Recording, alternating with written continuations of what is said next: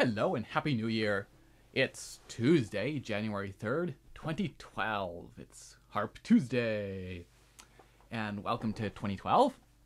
Hope you have a wonderful year ahead. I've got some exciting projects that I'll let you know about in the future. For this week, a reminder that I continue to offer Skype lessons. I'm actually really enjoying that, even though it's different than being in the same room, but it's kind of neat. So drop me an email if you're interested. And I'm going to maybe tonight record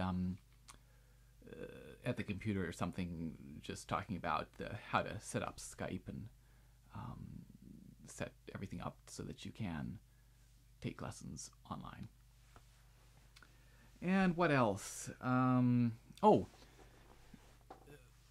love to hear from you if you have any suggestions on topics, because some weeks it's Tuesday and it's Harp Tuesday, and I just, there's a backlog of topics that I have in mind, but sometimes some weeks it'll be like, well, no, that's not really prepared. I can't really do that, and I don't know.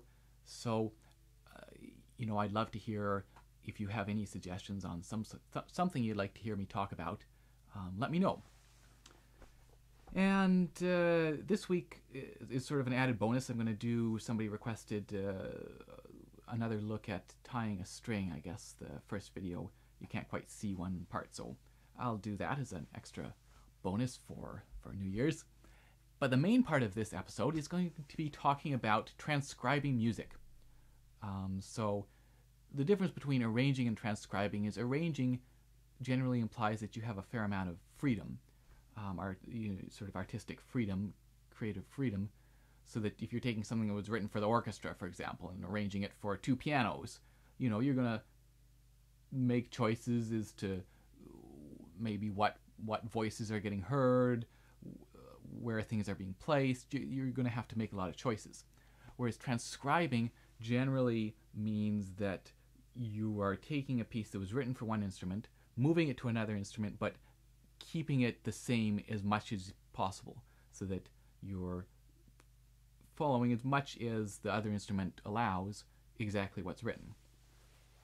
And on the harp, of course, we have all this wonderful music that Bach, for example, wrote for the keyboard, but that he didn't write for the harp, because the harp at that point was not very advanced, couldn't really play the music that he was writing. And so such a pity. It would be nice to be able to play that. And we can transcribe music by Bach. We can transcribe a lot of piano music and adapt it for the harp. So I'm going to talk about some of the things to look at when you do that, and some of the problems and some of the solutions you can come up with. So I'm going to be looking at a piece that I've performed, and I'm actually working on recording it. It's Bach's first partita for piano or harpsichord, or whatever it would have been written for.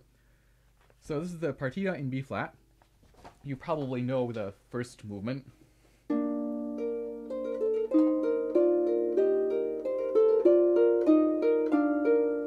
Etc. I'm going to be looking mainly at the third movement, which is the courant, and at the first half. In most of these partitas, the pieces, which take their names from dances, are generally split into two halves. And we get the first statement of the theme, and then usually it is in a different switches keys or switches modes, and we get a second part. So I'm going to be looking at this first page, and so this is just the piano music, and you can get Mutopia, I think, is one site that offers public domain typesetting, because of course Bach's work, the music itself, is not in copyright, it's public domain, but the particular edition, somebody's typesetting of it, can still be in copyright. So, but again, Mootopia or other sites such as that is a great way to search through some piano music, for example, and find something that looks interesting and say, hey, I'm going to adapt that to the harp. Or, of course, you can get an actual physical copy. This one's seen better days, but it's still works.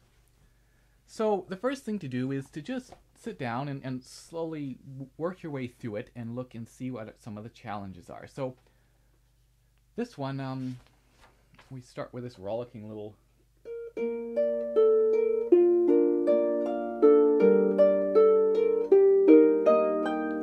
And all of that's ending up fitting fairly nicely under our fingers. And there's actually been 2 separate cases of discussion on fingering in the last 6 months, I guess, on a couple harp lists that I subscribe to. And this is a case where the more experienced you are and the better your sense of fingerings, the easier, because you're coming into something that doesn't have any fingerings. You're having to create your own fingerings. So, you know, you have to figure out what's gonna work for you.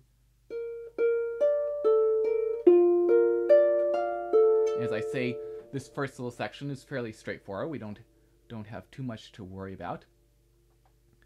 And it goes on in this mode. Let's see. There's the first page. And then it starts getting lower. The left hand it starts getting, instead of just these 1 3 1, you know, or 3 1, we have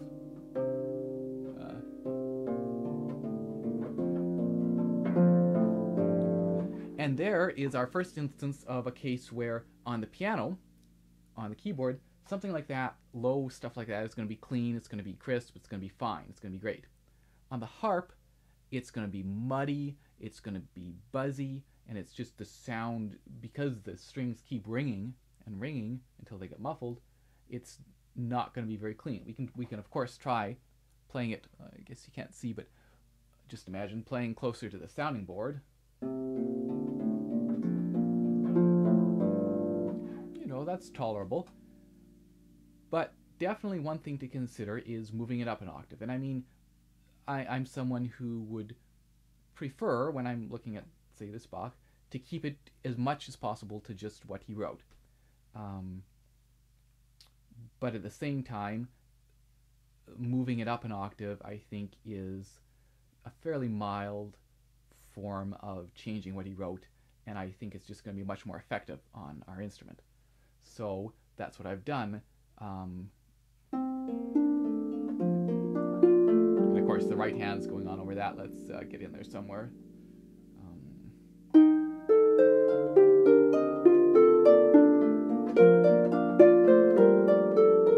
It's just much cleaner, as opposed to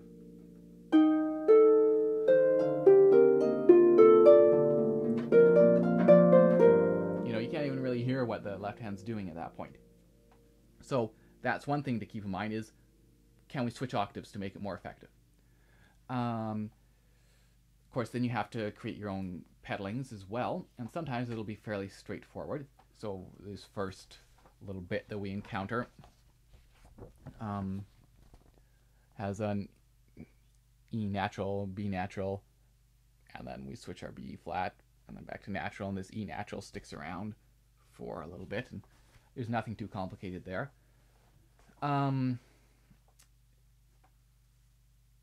This first page that I'm looking at doesn't have anything too tricky with pedals, but some stuff, and Bach, like, as an example, the jig, the last one, which actually you can hear at the end of my episode on playing fast, there's a lot of pedal changes going on. And so sometimes you'll have to look and say, can I use enharmonics? You know, here he's got this written as a G flat.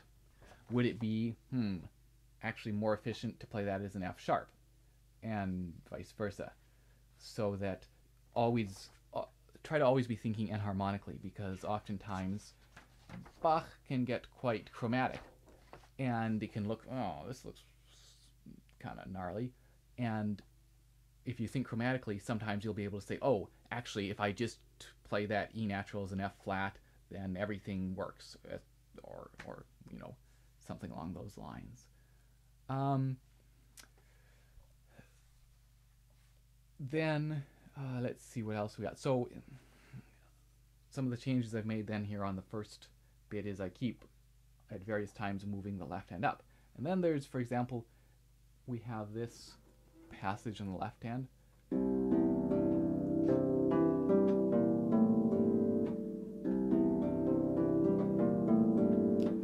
Now, not only is that muddy, it's also awkward, you know. It's not doing sort of this rising arpeggio with just one hand is not always the cleanest, especially if it's going kind of fast. So, and it's also quite muddy, so it actually works quite nicely in this case to go.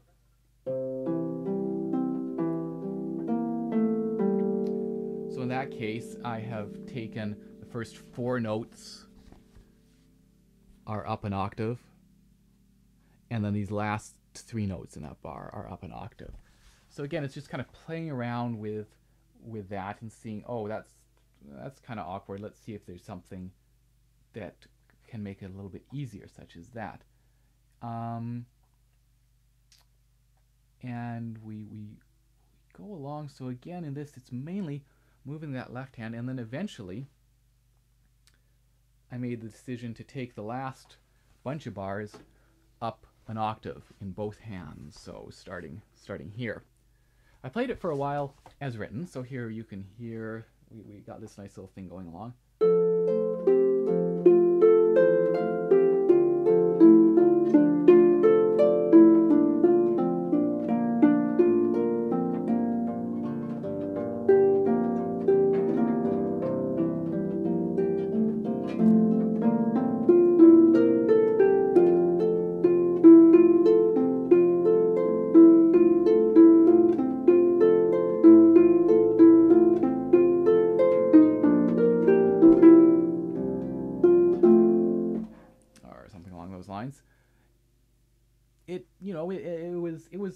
It was possible, but it's kind of muddy. It's really muddy. So eventually I decided, well, let's just try the whole thing up so that we get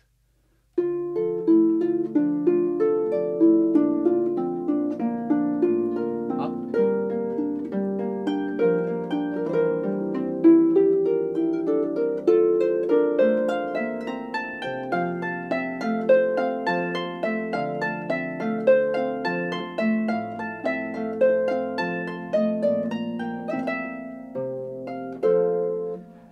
And you know, the right hand is higher than I would really like. Like, I like in the original, I like the fact that the right hand is where it is. It's just the left hand gets too low, and the right hand does get a little bit low on occasion.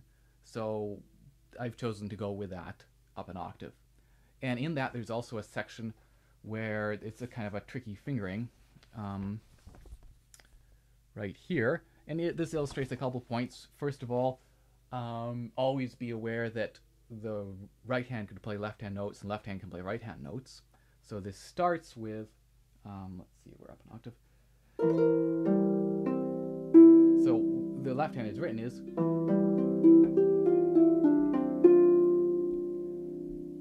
which again, it's playable, but we have this little 5-note arpeggio, which it's kind of awkward no matter how we finger it.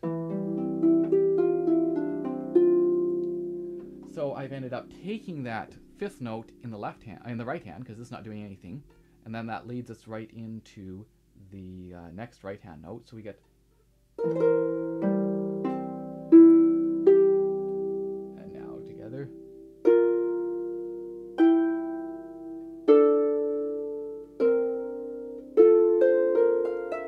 And the right hand, as it comes out of this,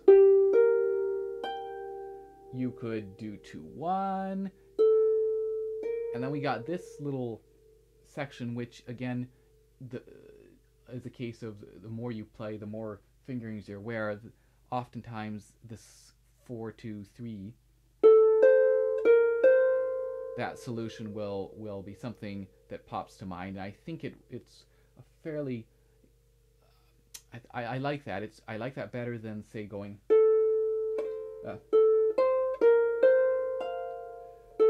because if you're replacing on that B, there's that risk of nicking the A. It just makes it a little riskier. Whereas if we get all these placed, those first three notes then are solid. No risk involved in any of those.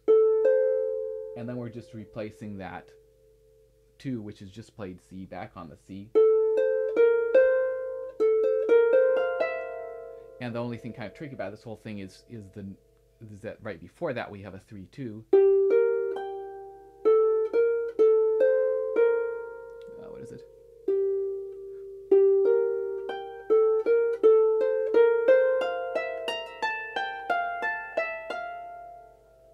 So again, just play, and that particular section, that took me a little while to work out a fingering that I was happy with. So it's playing around with fingerings and being aware of, again, if you've never seen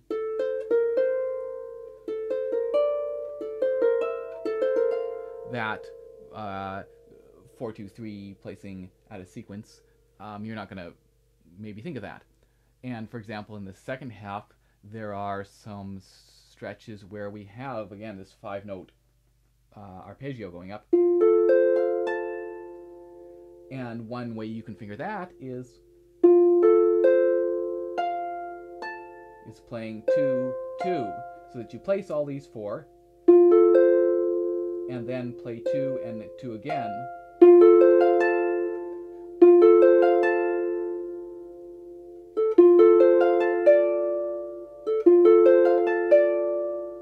And that's actually, I find that is a useful sort of trick to have in your bag, that idea of if there's 5 notes that are spread out that can't easily be fingered, you can do. It's also something that's useful, for example, at the in Capriccio Espagnol, Rimsky-Korsakov, the orchestra harp part. There's a section up here where you've got 5 notes. Well, and you would normally be able to finger them, but there's so little room, at least on my harp, up in this upper section, that it's actually easier to go.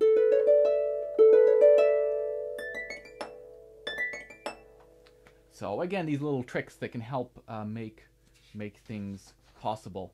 And so again, I would say play through it, see how much of it you can play as written. With Bach, think about moving the possibility of moving the left hand up an octave. Experiment with fingerings. Think enharmonically in terms of pedaling. And always be aware that the left hand can play right hand notes and the right hand can play left hand notes. In an extreme example, in that first movement, the prelude,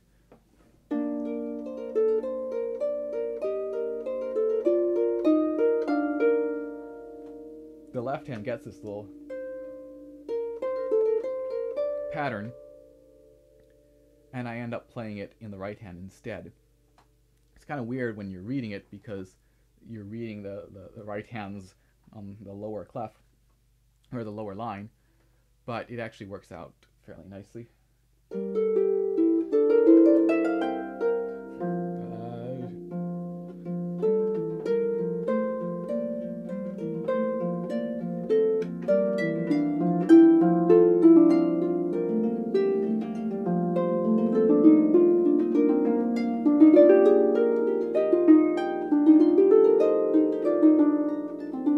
Whatever it is, but yeah, so those are things to keep in mind, that you can certainly trade off with the hands.